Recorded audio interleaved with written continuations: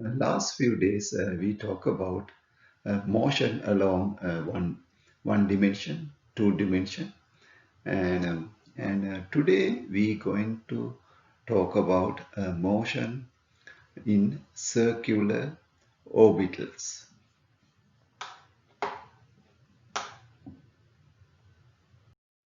In this chapter, we're going to talk about uniform circular motion.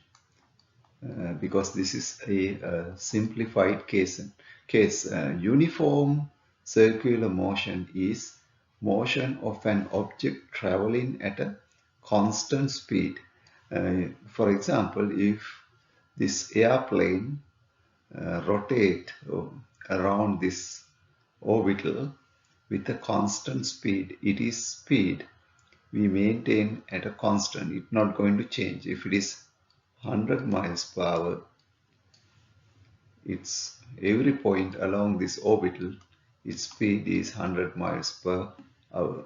Otherwise, uh, the problem is going to be very complicated because you have to work with the direction change, because each point it keep change in the direction, and also if it changed the speed from 100 to 105 or something, then we have to have a speed change. Therefore, we assume a uniform circular motion. Therefore, we can simplify. It's a simplified case. So, uniform circular motion.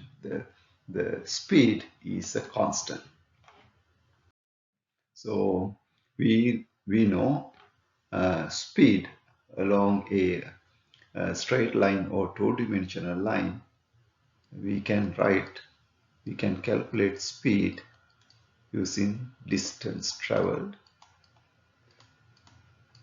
divided by the time interval. So if it is if an object moves around a circular object, we still going to use the same equation. So speed, we use a lowercase v for speed, lowercase v italic for speed. Distance is 2 pi r, which is the perimeter of this circle. If the r is the radius, 2 pi r is the perimeter or the distance it traveled. And time, you use time took for one revolution, one circle, time taken to travel one circle. We use uppercase T because it's a special case, time for one circular motion. So therefore speed is distance, which is 2 pi r divided by the time for one revolution. So in this example, we asked to calculate the speed on the outer edge. So if I draw a circle, the speed of the outer edge. So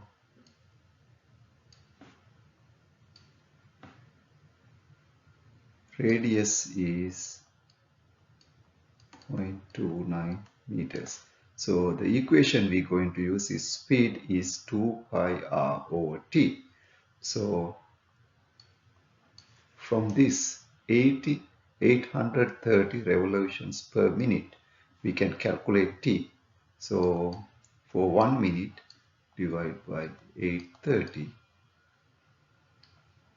So how many, because in this equation t is time required for one revolution. So we have 1 minute for 830. Therefore we can calculate how long will it take to do one revolution. So 1 over 130, which is equal to 0.72 seconds. So 2 pi r, 2 pi radius is 0.29 divided by the time required for one revolution, which is 0.072. And you can get the linear speed 25 meters per second.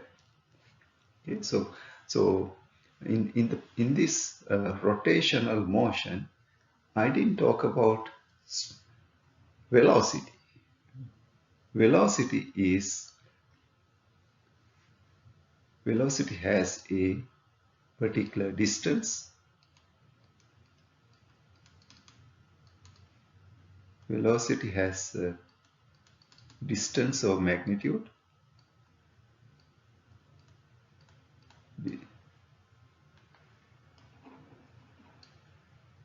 Velocity has two components. This distance and direction.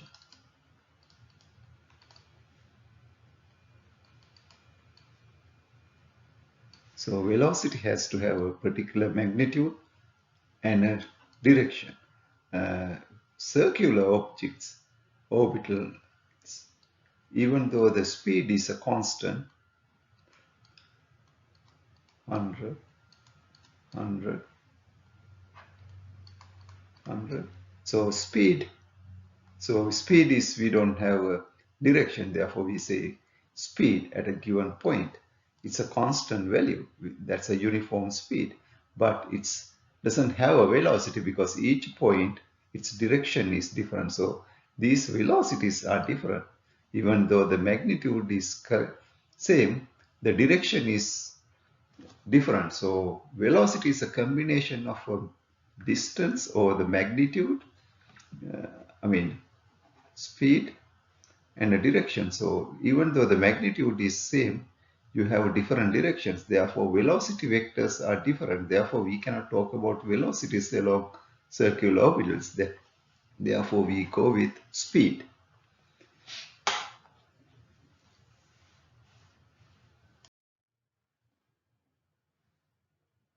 Okay, so next topic is acceleration. Okay, so acceleration in previous chapter we define as velocity change, v initial and v final minus v initial divided by t minus t naught, time change. So circular orbital motion, we can talk about velocity, but at a given location. Here at this point O, we can say this object has a velocity v. If it comes to point P, it has a velocity, but in this particular direction. So it's a linear, so magnitude is maybe same, but directions are different. Therefore, still we can say there's a velocity difference. And also we have a time change from O to P. Therefore, we can easily calculate time change. So we're going to derive equation for acceleration for circular motion. We're going to have a special name. We call it centripetal acceleration. I'm going to tell you why we call it centripetal in a minute. But in this section, we're going to derive a equation for acceleration for objects on circular orbits. So before we derive, I'm going to do going to show you some relationships using this trigonometry, alpha plus beta, which is these two equal angles, which is 90. If you draw a line from center to the perimeter and then if you draw a tangent to that line, or this tangent and this line is perpendicular, therefore alpha plus beta is 90, and this is a right hand triangle. OC, and this is a right hand triangle. So this angle is 90, therefore alpha plus theta is 90. If you subtract from one equation from the other, you will get beta equals theta, which is this angle is same as this angle. We're going to use this relationship later on, but for the time being, just keep in memory this angle is same as this angle, because we just proved that these two are same. This figure B shows a section from the previous page, center of the circle and point O and point P. Uh, so this is again a velocity vector at point O and velocity vector at point P. So there are two velocities we can subtract or add. We know how to add or subtract vectors. Subtracting is basically adding, and the vector you want to subtract, you can change the direction from plus to minus, and you can put a negative sign in front of the magnitude. So that way you can. So basically, if you want to get so let's assume this is a 100 Newton, and negative vector means you just reverse the direction and you can put negative 100. So basically this is, if you want to subtract, you just change the direction and you can put a negative number. So it's a negative vector. So because we want v minus v naught, which is our delta v, so one vector needs to be negative. So now you can compare this triangle. This is not really a triangle, but if the vector or the radius is large enough, this straight, this become a approximately straight line. And you can compare these two triangles and you can write this relationship delta v over v, delta v over v is equal to v delta t over r, v delta t over r. So now you can rearrange this equation such a way that you can get delta v over delta t on the left side, which then equals to v times v square divided by r. So we know delta v over delta t is acceleration, which is equal to speed square divided by radius of that orbital. So we put a small letter c. Letter c means centripetal acceleration, which means if an object in a circular orbit, its acceleration is always pointing towards the center.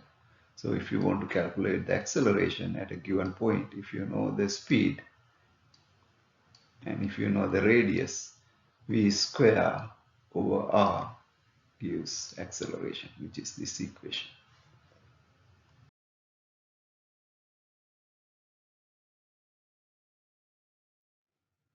So let's consider a object moving in a circular orbit.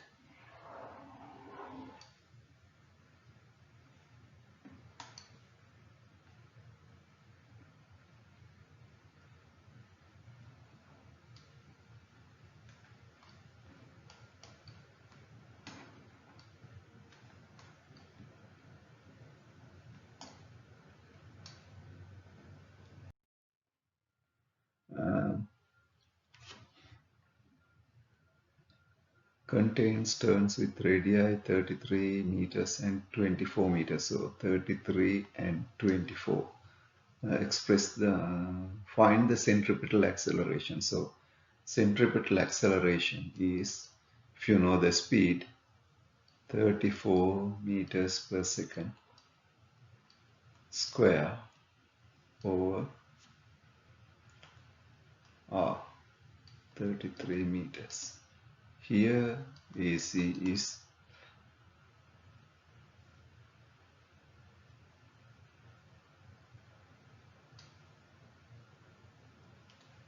34 meters per second square over radius is 24 meters. So you have a smaller radius, which means you have a greater acceleration towards the center compared to this one. So now you can, let me go to the next slide. So here you have 35 meters per second square, and you have to compare this with 9.8, which is g. So if you divide 35 by 9, how many times your acceleration is compared to the gravity? 3.6 times g acceleration. And if you have in a smaller orbital, your acceleration is even higher. So if an object is in a linear motion or two-dimensional motion, we can write net force sigma, net force sigma f is equal to mass times acceleration. So we can use the Newton's laws, even though if an object is in a circular orbit, as far as mass and acceleration is given, we can calculate the force. So next slide, I'm going to show you how to get an equation for force, net force, if an object is in a circular orbit. So force, net force is mass times acceleration. So we just derive a equation for acceleration, which is equal to v square over r. So we put a small c, which means force, centripetal force, which is equal to mass v square over r. So here in this picture, airplane is attached to a string or guide, and when it's on a horizontal plane on a circular motion, you can calculate the centripetal force using Newton's law, which is same as the tension on this string. So which is equal to mass of the airplane, speed of the airplane square divided by the radius. If you know the mass, which is given 90 kilograms, and speed is 19 meters per second, you take the square and divide by the radius, you get the centripetal acceleration, centripetal force, which is same as the tension on the string.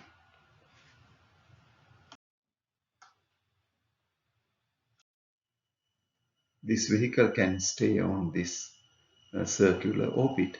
How about if this car is on a bank curve, which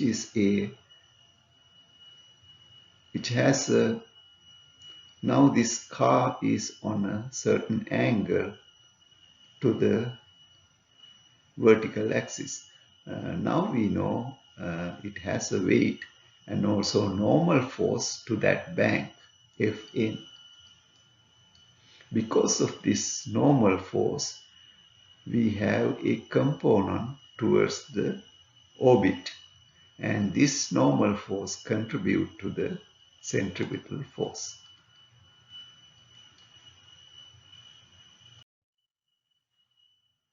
So centripetal force is Fn sine theta. If we know the speed and the radius of the bank curve, we can get the centripetal force in terms of mass, speed and radius, which is equal to Fn. And Fn is equal to mg, because this vector is same as this vector weight, and therefore we can get Fn mg over cosine theta, and therefore we can get this angle, speed, radius and gravity.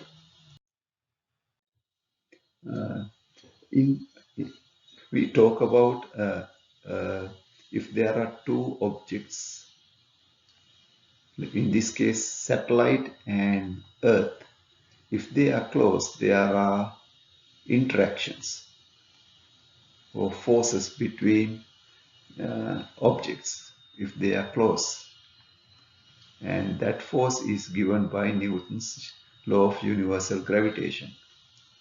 This is a constant times mass of the satellite,